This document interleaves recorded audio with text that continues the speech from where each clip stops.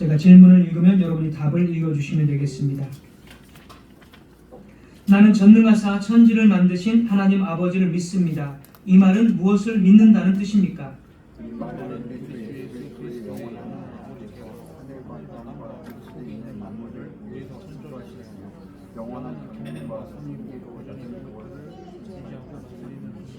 그게 아주 그리스도 때문에 하나님이시며 나의 아버지가 되신다는 신앙입니다.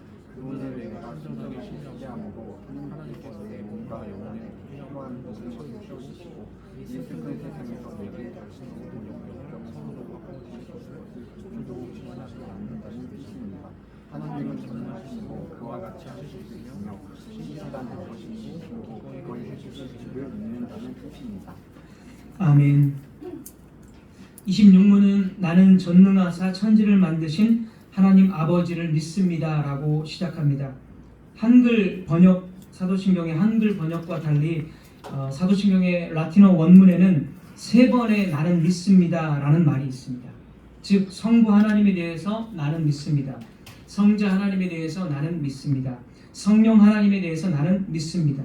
이렇게 고백을 하도록 작성이 되었다는 것입니다. 그래서 사도신경에서 중요한 단어가 나는 믿습니다입니다. 2세기 정도의 성도들은 세례를 받을 때 다음과 같은 질문을 받았습니다. 당신은 전능한 아버지이신 하나님을 믿습니까? 당신은 우리의 구세주이신 그리스도 예수를 믿습니까? 당신은 성령과 거룩한 교회와 사죄를 믿습니까? 3번에 걸쳐서 나는 믿습니다라고 대답을 해야만 했습니다. 그리고 이 신앙 고백의 세 부분과 연결되는 삼위일체 하나님의 이름으로 세례를 받았습니다. 사도신경은 단순하지만 나는 믿습니다라고 반복하면서 하나님에 대한 신앙이 개인적인 것임을 잘 반영하고 있습니다. 그것은 사도신경의 암송자가 자신이 개인적으로 하나님을 믿는 사실을 무엇보다도 먼저 고백하는 것입니다. 사도신경을 고백하는 교회의 일원이기 때문에 그것에 동의하는 것이 아닙니다. 오히려 교회에 가입하기 이전에 우리는 이미 사도신경에 진술된 진리를 믿고 고백을 하는 것입니다. 이 믿음과 고백이 있고 난 이후에 그 교회에 가입되고 교제에 참여하게 되는 것입니다. 우리 주 예수 그리스도를 통한 하나님께 대한 신앙은 분명히 개인적인 것입니다. 우리가 이 사실을 이해하지 못하는 한 신앙생활은 단지 종교적인 관습에 지나지 않게 되고 이러한 관습적 종교 행위는 조만간 따분한 일이 되고 말 것입니다. 사도신경이 나는 믿습니다 라고 강조하는 이유가 여기에 있습니다. 성경이 가르치는 믿음, 사도신경에서 믿는다는 이 말은 단순히 객관적인 사실에 동의를 표현한다라는 것이 아닙니다. 단지 말로만이 아닌 그 사실에 대해서 충성스러움을 보이는 것 또는 신실함을 보이는 것이며 엄숙한 서약을 하는 것을 의미하는 것입니다. 믿음이라는 말이 피스티스인데 헬라어로 피스티스, 이 믿음도 원래의 의미는 신뢰 또는 충성, 굳고한 서약 이런 뜻이 있습니다. 그래서 갈라디아서 5장 22절에 보면 성령의 9가지 열매가 나오는데 그 중에 하나가 충성입니다. 그런데 이 충성의 원문의 의미는 믿음과 동의어인 피스티스입니다. 그래서 믿음은 충성함을, 하나님에 대해서 충성함, 약속에 대해서 충성함을 보이는 것, 이것이 바로 믿음입니다. 그래서 이런 맥락으로 이 하이델베르크의 저자인 우르시누스는 이렇게 표현을 했습니다. 제가 우르시누스의 표현을 그대로 읽으면서 잠깐 설명을 드리겠습니다. 하나님의 존재 사실을 믿는 것과 하나님을 믿는 것은 서로 전혀 다른 것이다. 전자는 역사적인 신념을 표현하는 것이요, 후자는 참된 믿음 혹은 확신을 표현하는 것이다. 하나님의 존재를 믿는다는 말은 하나님이라는 어떤 존재가 계시며 그가 그의 말씀에서 자신을 계시하신 그런 존재, 즉 영적인 본질이시요 전능하시며 영원하신 성부성자 성령이시라는 말이다. 우르시누스는 이 하나님을 그냥 단순히 하나님이라고 이야기하지 않고 분명히 계시된 대로 성부, 성자, 하나님 이렇게까지도 말했습니다. 그런데 이제 우르시누스의 강조점은 뭐냐면, 그러나 성부, 성자, 하나님이 존재하시는 것을 믿는다는 것이 아니라는 거예요. 우르시누스의 강조점은. 계속 보십시오. 그러나 내가 하나님을 믿는다라는 말은 그가 나의 하나님이시라는 것을 믿는다는 뜻이다. 이 차이를 이 우르시누스가 강조합니다. 내가 믿사오며 라는 이 말은 동떨어진 나와 상관없는 성부, 성자, 성령 하나님이시라고 바르게 고백했을지라도 내가 믿습니다 라는 이 말은 나와 동떨어진 나와 상관없는 하나님을 믿는 것이 아니다. 이런 의미로 우르시누스가 말한 것입니다. 계속해서 보면, 즉 그 하나님 자신과 또한 그가 가지신 모든 것이 다 나의 구원을 위한 것임을 믿는다는 뜻이다. 다 나와 관계된 삼위일체 하나님을 믿는다. 이렇게 우르시누스가 말한 것입니다. 하나님의 존재 사실을 믿는 것은 단지 특정한 인격자가 그의 속성대로 하나님이시다라는 것을 믿는 것이고, 이게 아까 말한 전자 그것이고, 하나님을 믿는다는 것은 그 하나님께서 그에게 속한 모든 것들로 그의 아들로 인하여 나의 구원을 이루시라는 것을 확신하는 것이다. 그래서 말씀드린 것을 우르시누스가 두 가지의 측면에서, 전자와 후자, 그냥 단순히 존재, 삼위일체 하나님의 존재 믿는다 이것이 아니라 그 하나님이 나의 하나님이고 나의 구원과 나의 삶과 밀접하게 연관된 하나님이심을 믿는 것, 이것을 이렇게 우르시누스가 이런 맥락에서 말을 하고 있는 것입니다. 여러분 어떻습니까? 믿는다라고 말할 때 그 말은 내가 단순히 어떤 사람을, 어떤 친구와의 관계 속에서 그 친구, 나는 너를 믿어, 이런 정도의 의미가 아니라는 것입니다. 내가 믿는다는 것은 실로 내 자신의 전 삶이 그분과 관계되어져 있고 그분 안에서 사는 것, 그분 안에서 살고 그분께 충성을 서약하는 것, 이것이 바로 이 사도신경의 나는 믿습니다 라는 것의 의미가 되는 것입니다. 많은 사람들이 세례를 받을 때 분명히 서약을 합니다. 그래서 헌신하고 하나님께 충성을 맹세하지만 실제의 삶을 한번 보십시오. 그들이 세례 받을 때의 삶과 세례 받을 때의 그 모습이 여전히 삶 속에서 나타나고 있습니까? 어떤 사람은 처음에 은혜를 받고 정말 열정과 모든 것을 헌신할 것처럼 이야기하지만, 그래서 처음에 반짝했지만 다시 원래대로 돌아갑니다. 분명히 충성을 맹세하고 예배에 참석하지만 헌신, 충성, 서약, 이런 믿음이라는 이런 단어와는 별개로 종교 생활을 합니다. 회중은 그 설교의 내용을 이해하지만 결과적으로는 그 설교를 거부합니다. 그런 의미에서 내가 믿는다, 우리가 매주 사도신경을 고백하고 있는데 내가 믿는다는 것, 그것이 정말 가벼운 것이 아니라, 단순한 것이 아니라 내 삶의 모든 것을 걸어서 내가 매주마다 나는 믿습니다, 이러한 고백을 하고 있는지를 우리 자신들은 생각해보고 점검을 해야 합니다. 내가 그런 의미로 모든 무게를 가지고 삶의 모든 것을 던져서 하나님을 진짜 믿고 있는지, 아니면 그냥 교회에 왔으니까 의뢰 한 순서, 사도신경의 순서를 내가 지금 말하고 있는지를 우리는 점검하고 생각해 보아야 할 것입니다. 우리가 하나님을 믿는다라고 고백하는 것은 단순히 그분께서 삼위일체로 존재하고 계신다라는 것을 믿는다는 것이 아닙니다. 우르시누스가 말한 것처럼 이것은 필연적으로 그 삼위 하나님을 내 삶 속에서 온전히 받아들이는 것을 포함합니다. 하나님이 제3자로 계셔서 3자로 계셔서는 결코 하나님을 믿는다라고 말할 수 없습니다. 그러므로 사도신경의 나는 믿습니다라는 이 강조점은 우리에게 오늘날 여전히 적실성을 갖습니다. 매우 오래된 문서이고 기독교 안에서 전수된 문서이지만 우리는 진정으로 내가 믿습니다라는, 나의 하나님이 되신다라는 것을 우리는 신앙으로 오늘날도 여전히 고백해야 하는 것입니다. 두 번째로 사도신경은 하나님께서 우리의 아버지라는 사실입니다. 하나님께서 우리의 아버지. 지난주 8주일에서 우리는 삼위일체 하나님에 대해서 고백을 했습니다. 삼위 하나님은 우리에게 자비를 베풀어 주셔서 지옥으로부터 우리를 구원해 주셨습니다. 그러면 이 하나님은 우리를 구원해 주셨는데 이 하나님은 우리와 무슨 관계가 있습니까?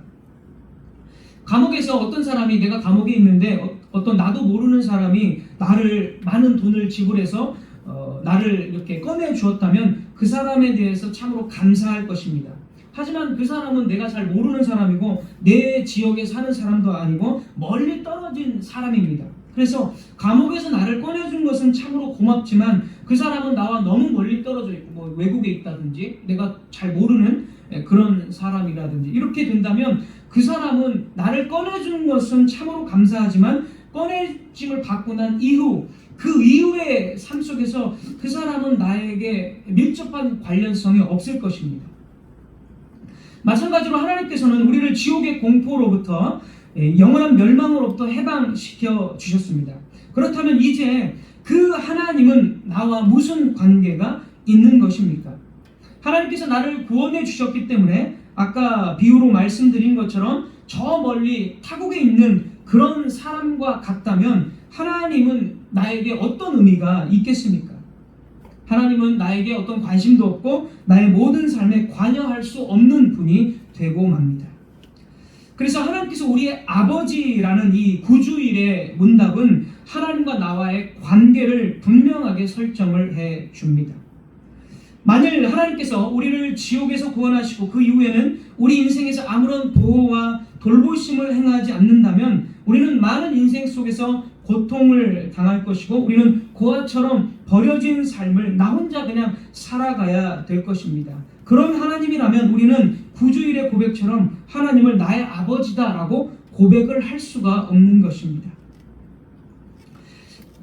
그래서 우리는 이 하나님을 아버지라 고백할 때 이것은 철저히 우리의 하나님과 우리와의 관계를 설명해 주는 것으로 받아들입니다.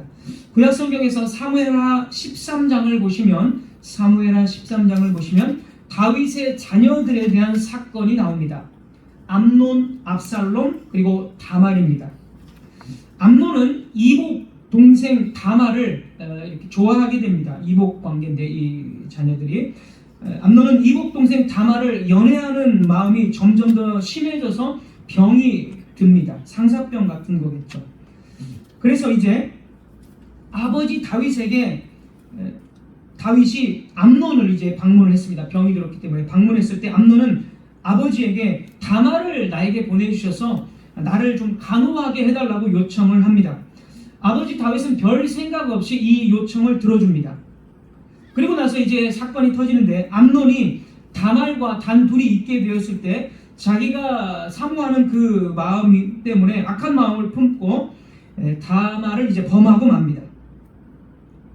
이 사건에 대해서 다윗에 대해서 이제 이 성경이 무엇이라고 기록을 합니까? 아버지로서의 이 다윗은 자기 아들이 마음속에 무엇을 품고 있는지를 전혀 몰랐습니다. 다윗이 암논의 이 나쁜 마음을 조금이라도 눈치채고 있었다면 분명히 자기 딸이 암논과 단둘이 있는 것을 미연에 막았을 것입니다. 하지만 다윗은 그런 것을 전혀 알지 못했고 마침내 다윗은 이 끔찍한 사건에 대해서 듣게 됩니다. 이 일을 들은 다윗의 반응은 사무엘하 13장 21절 보면 심히 노했다라고 기록을 하고 있고 그러나 이 기록 이후에 다윗이 다말을 보살피려고 방문했다는 기록이 없습니다. 이 범죄자 암논을 아버지 다윗이 재판했다라는 기록도 역시 없습니다. 왕으로서 다윗이 자기 위치에서 이 범죄자 암논에게 분명히 벌을 내려야 할 책임이 있는데도 다윗은 아무것도 하지 않았습니다. 또한 이 언약의 이 위치 속에서 언약의 가정의 그 권위자로서 한 가정을 다스리는 가정의 권위자로서 다윗은 이 자기 아들을 역시 마땅히 책망하지 않았다라는 것입니다. 그래서 그는 그냥 눈 감아주고 넘어갔다라는 것입니다. 그리고 나서 22절에 다말의 친오빠 압살롬이 나옵니다. 다말의 친오빠 압살롬은 이렇게 말합니다. 암논이 그의 누이 다말을 욕되게 하였으므로 그를 미워하여 암논에 대하여 잘잘못을 압살롬이 말하지 아니하니라. 압살롬은 자기 동생, 이제 다말은 친동생이 됩니다. 암논은 이제 이복 관계이지만, 그래서 이 압살롬은 자기 동생이 욕을 당하는 것을 꼭 참고 아무 말도 잘잘못을 하지 않았다는 것입니다. 그 암논을 굉장히 미워했지만, 그리고 나서 이제 2년 후가 흐릅니다. 2년 후에 다말의 친오빠 압살롬이 잔치를 배설하고 아버지 다윗에게 암논을 그 잔치에 참석시켜 달라고 요청을 합니다. 압살롬은 동생을 욕되게 한 암논에 대해서 무언가 계획을 세우고 꿈하고 있었던 것입니다. 압살롬은 그 잔치에서 암논을 초대했고 동생의 복수를 위해서 암논을 죽입니다. 자, 이때도 다윗은 압살롬이 암논에 대해서 가진 감정을 전혀 몰랐습니다. 한마디로 말해서 아버지로서 다윗이 제대로 한 일이 무엇입니까? 자식이 무슨 일을 하고 다니는지를 몰랐고, 아들들은 다윗의 시야를 벗어났습니다. 또 다윗의 딸인 이 다말은 아버지로부터 어떠한 보호도 받지 못했습니다. 그러니까 아버지로서의 이 다윗은 너무나 많은 결핍을 가진 존재였다는 것입니다. 오늘날의 지상에 있는 육신의 아버지들 역시 마찬가지일 것입니다. 지상의 아버지들은 하나님의 권위자로서 하나님 아버지를 나타내는, 상징하는 그런 존재들이지만, 다윗처럼 결핍이 있고 자신의 아들들, 자녀들에 대해서 어떠한 것도 모든 것을 다 파악하지 못합니다. 그리고 육신의 아버지들은 다윗처럼 굉장히 우유부단한 모습들이 있습니다. 그렇다면 하나님께서 우리에게 나는 너희의 아버지라고 하셨을 때 우리는 누구를 떠올려야 합니까? 우리는 육신의 아버지와 같은 하나님을 떠올려야 합니까? 그러니까 육신의 아버지를 떠올리면서 하나님 아버지를 떠올려야 합니까? 하나님께서는 자신을 육신의 아버지를 떠올리게 하는 그런 정도의 생각을 가지고 우리를 아버지로 부르도록 하시지 않았다는 것입니다. 물론 우리는 이 세상의 아버지로부터 하나님의 보호하심에 대해서 어느 정도는 알 수 있습니다. 예수님께서도 이 세상의 아버지와 아들의 이미지로 하나님 아버지를 설명하셨습니다. 마태복음 7장 10절에서 11절 보면 생선을 달라 하면 뱀을 줄 사람이 있겠느냐, 생선을 달라 하면 뱀을 줄 아버지가 있겠느냐, 이렇게 말씀을 하셨고, 누가복음 15장에서 탕자를 기다리는 아버지의 비유도 역시 인간 아버지와 자녀와의 관계를 통해서 하나님 아버지를 이렇게 비유로 설명을 하셨습니다. 그럼에도 우리가 육신의 아버지가 어떤 분이신가를 생각하면서 지옥과 사탄의 손에서 우리를 구원하신 하나님 아버지를 알려고 한다면 확실히 많은 한계에 부딪힐 것입니다. 자식이 먼 거리에 있을 때에 육신의 아버지는 그 손길이 자녀에게 닿지 않습니다. 그러므로 우리는 이제 하나님께서 당신 자신에 대해 아버지라는 말을 사용하실 때 그 말이 무슨 의미인지를 알아야 할 것입니다. 성경을 통해서 하나님 아버지라고 했을 때 이 말이 우리에게 어떤 의미로 말씀하시는 것인지를 우리는 좀 살펴봐야 합니다. 이스라엘 백성들은 애굽에서 종살이를 했습니다. 이 백성들은 비천하게 살았고 가장 천한 백성들이었습니다. 희망이 없는 백성들이었습니다. 종들은 바로 이 애굽의 종들은 애굽의 바로 왕들의 명령을 따라 살아야 했습니다. 그러나 하나님께서 모세를 바로에게 보내서 말씀을 하셨습니다. 출애굽기 4장 22절 23절. 출애굽기 4장 22절 23절입니다. 너는 바로에게 이르기를 여호와의 말씀에 이스라엘은 내 아들 내 장자라. 내가 내게 이르기를 내 아들을 보내주어 나를 섬기게 하라 하여도 네가 보내주기를 거절하니 내가 네 아들 네 장자를 죽이리라 하셨다 하라 하시니라. 이 말씀에서 하나님은 이스라엘 백성들을 자기 아들로 부르셨다라고 말합니다. 그래서 내 아들들을 보내지 않으면 바로의 아들, 네 아들들을 죽이겠다라고 말씀을 하십니다. 또 이후에 광야 생활 40년 후에 이스라엘 백성들은 약속의 땅 문 앞에 이르렀습니다. 40년의 광야 생활의 과정에서 하나님께서는 이스라엘 백성들을 매일매일 음식을 제공하시고 이스라엘이 광야에서 필요한 모든 것들을 날마다 공급해 주셨습니다. 그리고 광야의 모든 위험들로부터 지켜 주셨습니다. 때로는 원수들의 공격이 있었지만 이 모든 것들도 다 막아 주셨습니다. 신명기 1장 31절에서 주님께서는 광야의 40년의 생활을 이렇게 말씀하십니다. 신명기 1장 31절. 광야에서도 너희가 당하였거니와 사람이 자기의 아들을 아는 것 같이 너희의 하나님 여호와께서 너희가 걸어온 길에서 너희를 아느사 이곳까지 이르게 하셨느니라. 광야 생활, 신명기는 이제 광야 마지막 막바지, 모세가 막바지에 광야에서 이제 설교한 것이기 때문에 이 40년을 한 줄로 말하면 너희를 안아서 이곳까지 가나안 문턱까지 인도하셨다, 이렇게 말씀을 하십니다. 이 말씀에서 우리는 자기 어깨 위에 아이를 올려놓은 아버지의 마음을 생각해 볼 수가 있을 것입니다. 이 아버지의 모습은 아이를 위해서 다정하게 감싸주고 보호해주고 사랑해주는 모습입니다. 이 아버지의 모습은 하나님께서 이스라엘 관계 속에서 어떻게 자신을 묘사했는지를 잘 나타내 줍니다. 이제 신명기 3장 26절입니다. 3장 26절. 신명기 3장 26절, 32장 6절입니다. 신명기 32장 6절에서 모세는 이스라엘에게 하나님을 아버지라고 분명히 소개합니다. 그는 너를 얻으신 너의 아버지가 아니시냐. 32장 6절. 그는 너를 얻으신 너의 아버지가 아니시냐. 너를 지으시고 세우시지 않았느냐. 모세가 아버지라는 말을 이제 풍성하게 드러내기 위해서 뒤이어서 설명을 합니다. 10절에서 12절입니다. 신명기 32장 10절에서 12절. 아버지 하나님에 대해서 이렇게 말합니다. 여호와께서 그를 황무지에서 짐승의 부르짖는 광야에서 만나시고 호위하시며 보호하시며 자기 눈동자같이 지키셨도다. 마치 독수리가 그 보금자리를 어지럽게 하며 그 새끼 위에 너풀거리며 그 날개를 펴서 새끼를 받으며 그 날개 위에 그것을 엎는 것 같이 여호와께서 홀로 그들을 인도하셨고 함께한 다른 신이 없었도다. 40년의 광야 생활의 모습은 성부 하나님의 섬세한 보호를 말해주고 있습니다.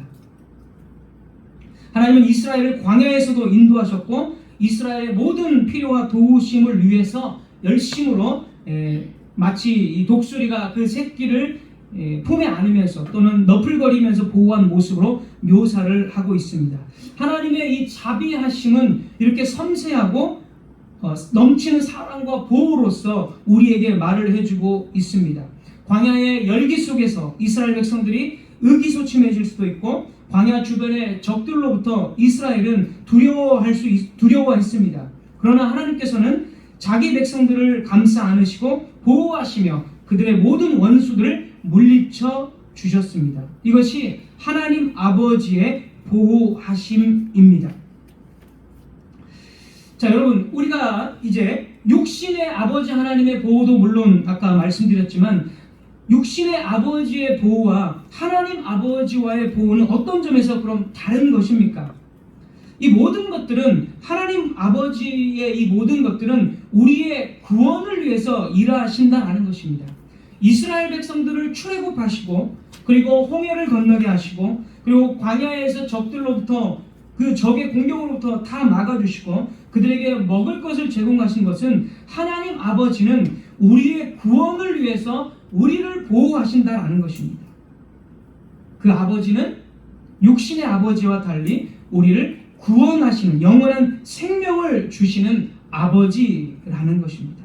그래서 우리 하나님 아버지께서는 구약에서 이스라엘 백성들을 위해서 구속을 위해서 그렇게 일하신 것처럼 우리 하나님 아버지께서는 우리를 자녀로 삼고 우리가 하나님을 아버지로 부를 수 있도록 당신의 가장 소중한 것을 포기하셨습니다.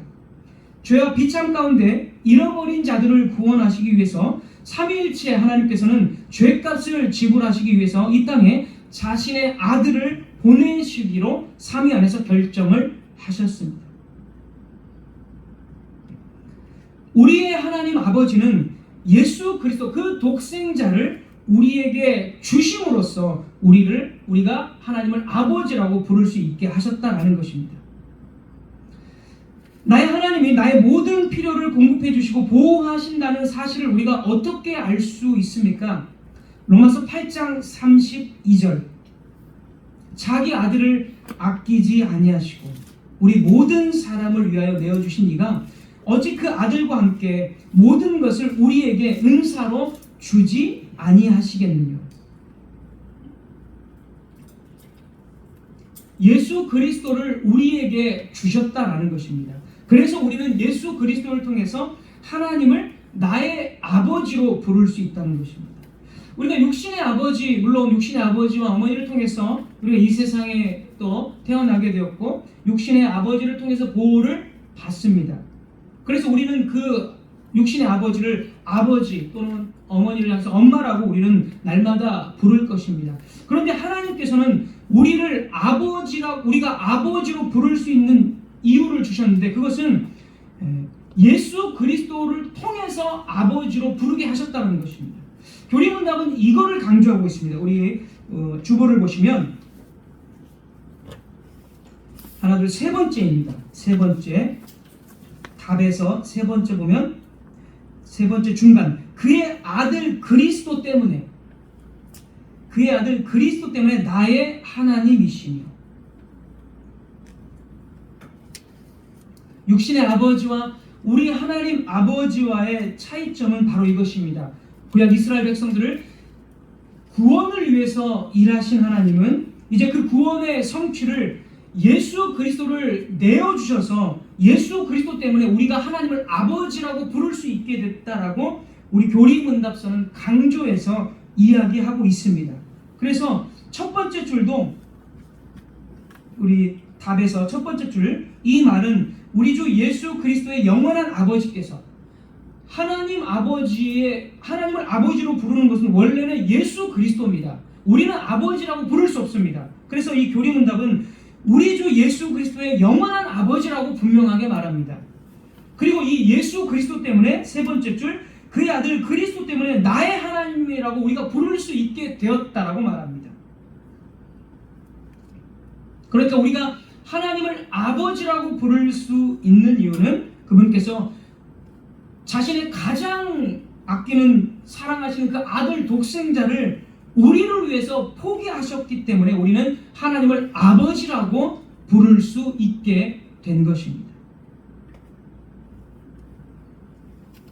그래서 바울은 자기 아들까지도 주신 하나님이 우리 모든 것을 우리를 위해 포기하셨는데 그 아들과 함께 다른 모든 것들도 아버지시니까 너희 아버지가 되셨으니까 그래서 우리에게 필요한 모든 것을 주시지 않겠느냐 이렇게 로마교회 성도들에게 이야기하는 것입니다.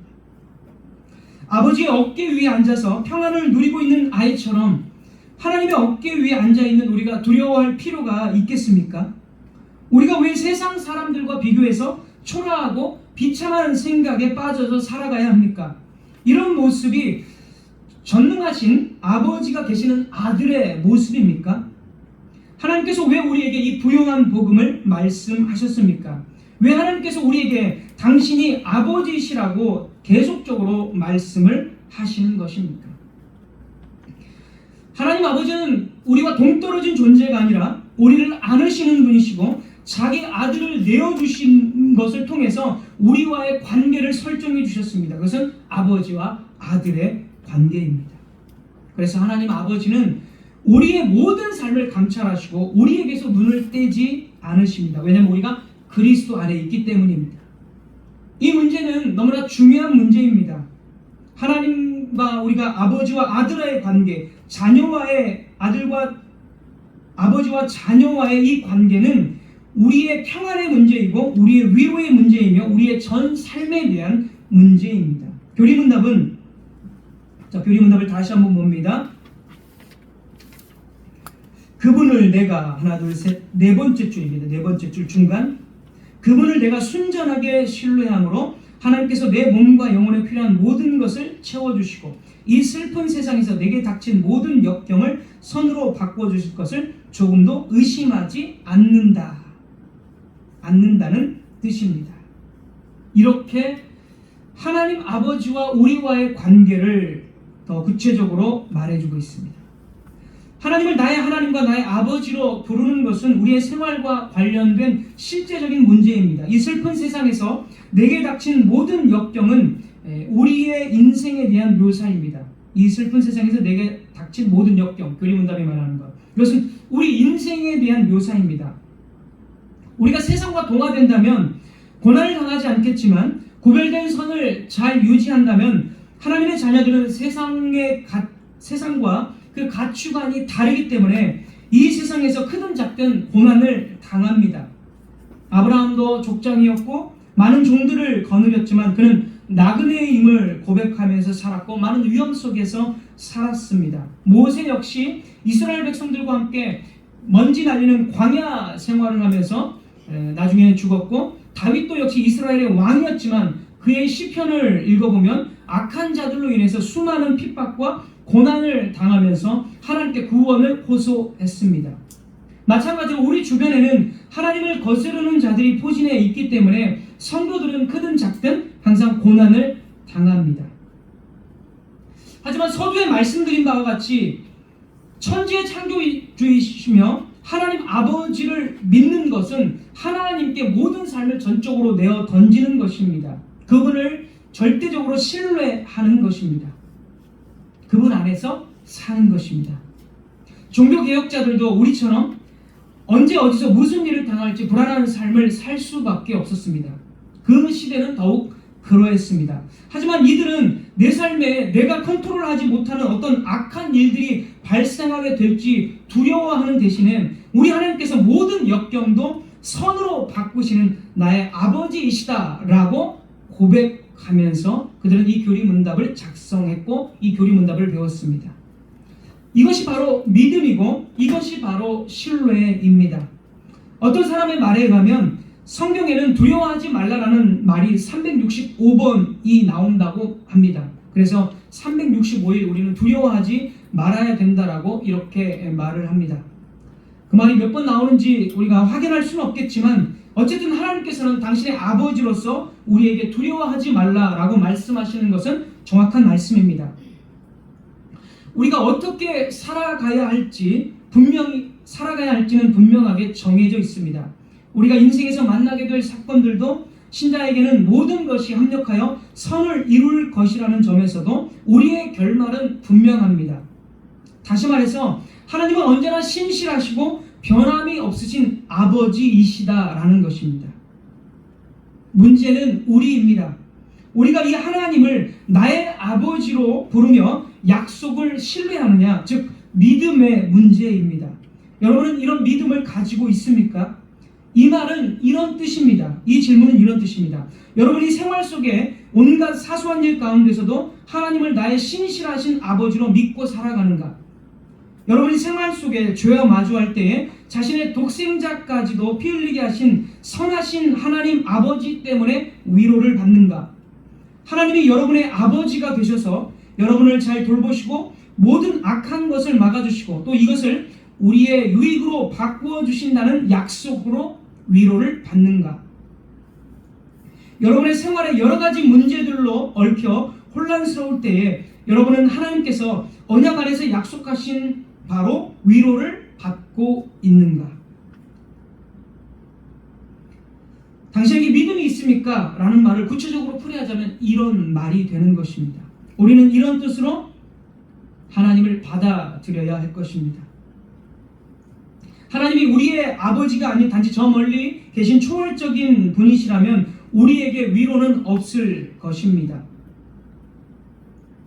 우리 환경 가운데서 우리가 처한 환경 가운데서 우리는 하나님 아버지를 더욱 신뢰해야 하고 삼위 하나님만을 찬양해야 합니다.